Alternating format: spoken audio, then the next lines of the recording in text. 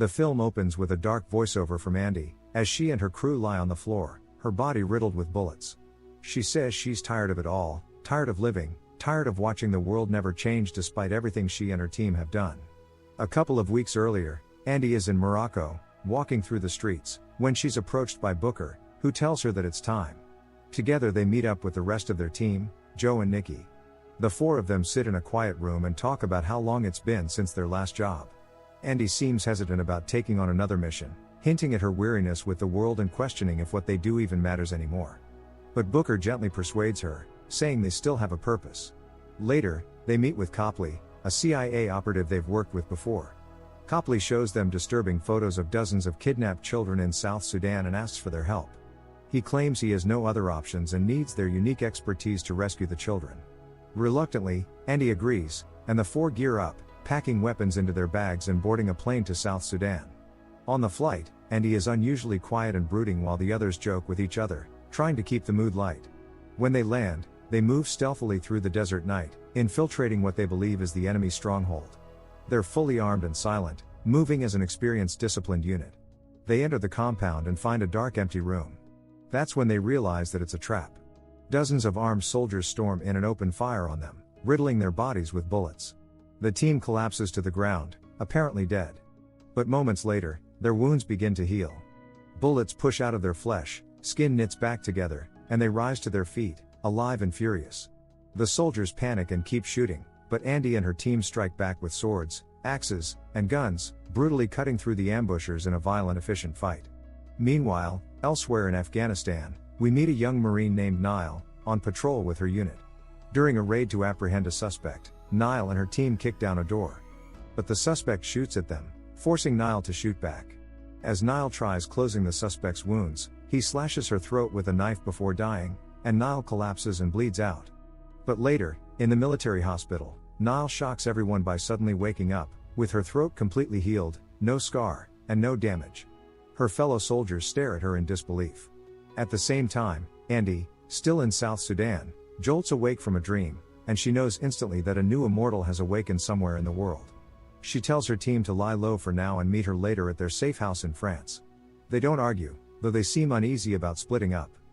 Meanwhile, in the military camp, Nile is in a medical tent recovering from her throat wound, though it has completely healed overnight.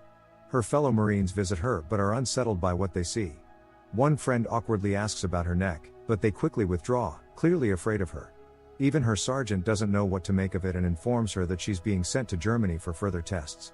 As Nile is getting ready to board the plane to Germany, Andy sneaks into the base and quickly knocks out the two soldiers trying to escort Nile, and Andy knocks her out too. Later, Andy is driving across the desert with Nile tied in the back. When she regains consciousness, Nile panics and throws herself out of the moving vehicle. She tumbles across the sand but Andy calmly stops the car, gets out, and shoots Nile in the head. Nile wakes up moments later, stunned to find herself alive and uninjured. She realizes that Andy knows what's happening to her. Andy tells her she'll explain everything, but for now Nile needs to trust her and come along. They continue driving and later board a small plane heading to France. Nile sits quietly, processing everything, while Andy remains distant but firm. When they land in France, Andy takes her to their safe house, where Nile finally meets the rest of the crew. Nile asks them what they are, and they explain simply, they are immortals. They've lived for centuries, healing from any injury, and fighting in wars no one remembers. Andy admits she is the oldest among them but warns Nile that immortality doesn't last forever. At some point, their wounds stop healing, they never know why. That night, while everyone sleeps, Nile has a vivid nightmare of a woman locked inside an iron coffin, sinking into the ocean, screaming and thrashing in terror.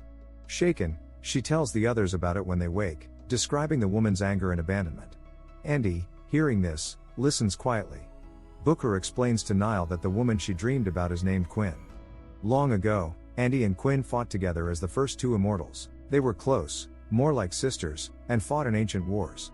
But during the witch trials in New England, the people accused them of being witches because they didn't age or die. They captured Quinn, locked her in an iron coffin, and threw her into the sea to drown for eternity. Years later, Andy escaped and slaughtered everyone responsible, then searched the ocean for Quinn, but never found her. Nile tells the crew that she can feel Quinn's pain, her rage, even now. Andy listens quietly, troubled by this connection. Needing air, Nile steps outside to collect herself. Andy joins her, and they talk briefly, not noticing that armed men have already surrounded the house. Suddenly, noises come from inside. Andy and Niall quickly sneak back and find Booker lying unresponsive on his sofa. The safe house is trashed, and they soon realize that Joe and Nikki have been taken by force. When Booker wakes, he confirms their suspicions. Armed men, likely working for Copley, attacked the house and captured Joe and Nikki, presumably to experiment on their healing abilities. Elsewhere, after Joe and Nikki are captured by Copley's mercenaries, they're loaded into a van, hands bound. The ride is tense and quiet, but when the van finally pulls up to the destination and the doors swing open, the scene inside shocks everyone. Despite still being handcuffed, Joe and Nikki have somehow killed all of the armed men in the van. The guards outside quickly drag them out, rougher this time, and shove them onto a private plane bound for London, determined not to underestimate them again. Meanwhile, Andy, Booker, and Niall drive far out into the wilderness to one of Andy's old hiding places, a cave tucked away from the world. Andy explains that she used this place 500 years ago, back when she needed to disappear. As night falls and the group settles into the quiet of the cave, Booker sits at his laptop, trying to track Joe and Nikki's location through whatever digital trail he can find. While Andy steps outside for some air, Booker opens up to Niall. Sitting in the cave, he tells her about his past, about how the immortality they carry is not a gift but a curse. He explains he once had 3 sons and that the most painful experience of his long life was watching each of them grow old and die while he stayed the same. His youngest son had died of cancer, and in his desperation Booker revealed his healing powers to him, hoping to offer comfort. But instead, his son lashed out and called him selfish for not being able to share his gift. Booker admits how much that hurt, how staying in the lives of those you love only breeds resentment over time. He gently advises Niall not to contact her family if she decides to stay, to spare them and herself from heartbreak. The next morning, Andy approaches Niall and hands her back her phone. Niall shows her a photo of her late father in uniform and tells Andy that he was the reason she joined the military, hoping to make him proud.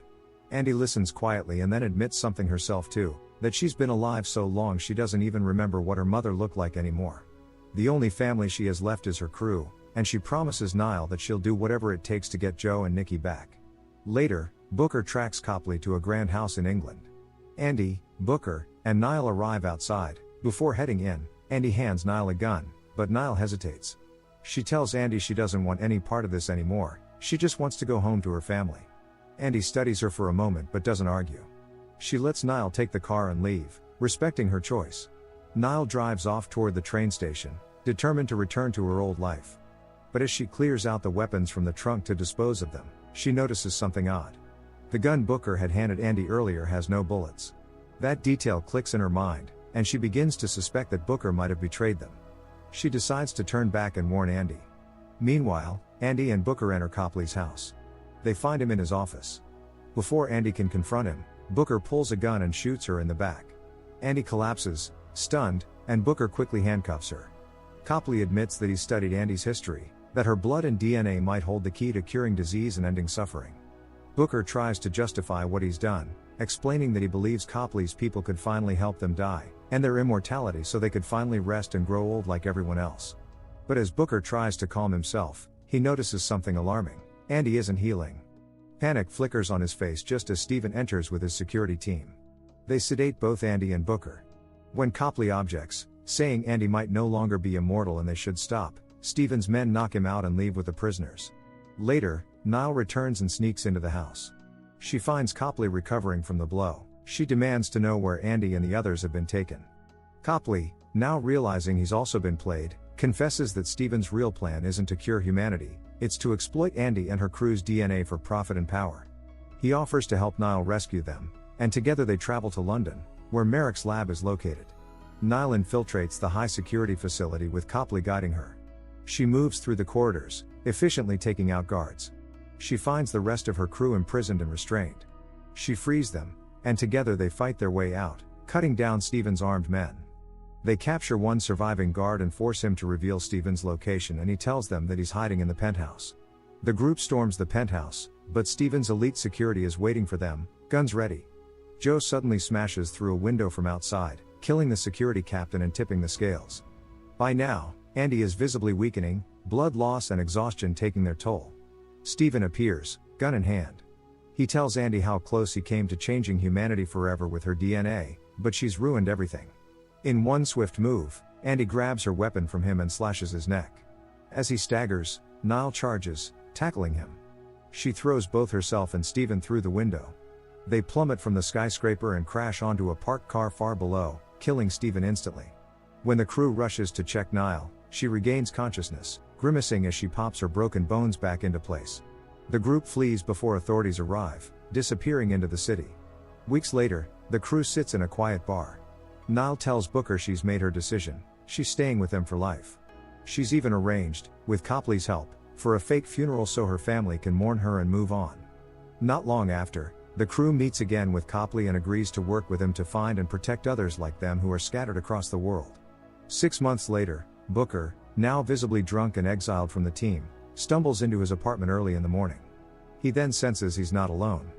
In his kitchen, he sees Quinn, who tells him that they need to work together from now on. Make sure to like, comment and subscribe for more notifications. Until next time. See you soon.